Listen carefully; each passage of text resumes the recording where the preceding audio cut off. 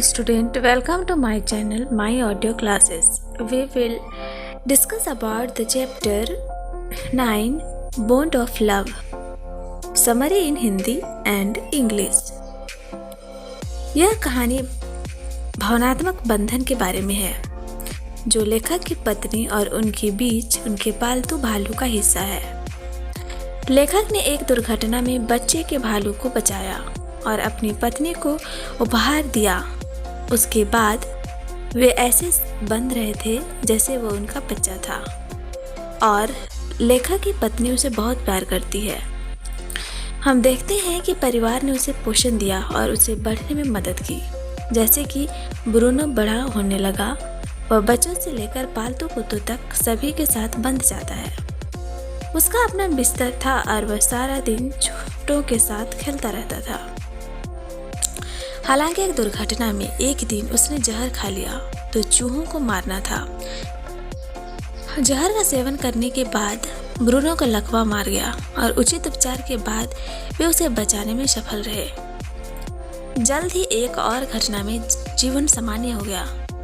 उन्होंने दीमक के लिए पुराने इंजन ऑयल का एक पूरा गैलन पी लिया, लेकिन आश्चर्यजनक रूप से यह ब्रूनो को प्रभावित नहीं किया था।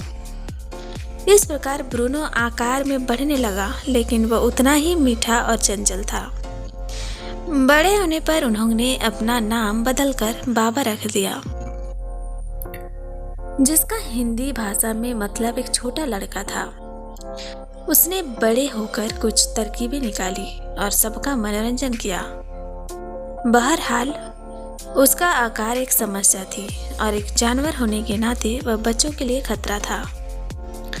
इसलिए पत्नी को छोड़कर हर कोई उसे चिड़ियाघर भेजने के लिए तैयार था, क्योंकि वह अब पालतू जानवर के रूप में फिट नहीं था।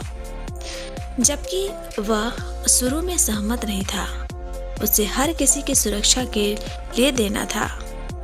आधिकारिक कागजी कार्रवाई के बाद वह मैसूर चिड़ियाघर के लिए तैयार थे। पत्नी ने उसे बहुत याद किया और सभी ने अपनी भलाई के बारे में चिड़ियाघर जाने के लिए कहा। उसने जाना कि बाबा अच्छे से खाना नहीं खा रहे थे और पूरे दिन दुखी थे। इसलिए 3 महीने के बाद वह खुद उससे मिलने का फैसला करती है।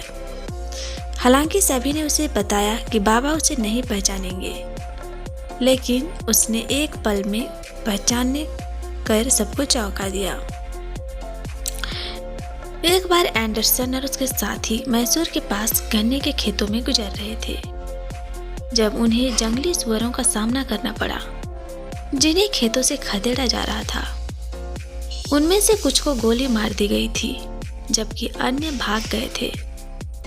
उन्होंने सोचा कि अब अचानक एक काले रंग का भालू दिखाई दिया तो सब कुछ खत्म हो गया और लेखक के दोस्तों में एक ने उसे जान से मार दिया।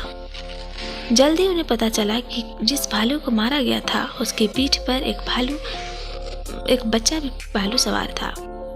व्यथित युवा शावक अपने भोले भाले माता पिता के चारों ओर भागता हुआ एक दयनीय शोर करता है।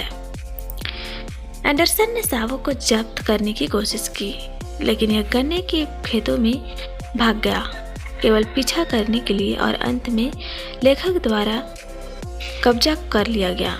उन्होंने अपनी पत्नी के लिए युवा भालू को प्रस्तुत किया, जो इससे खुश था।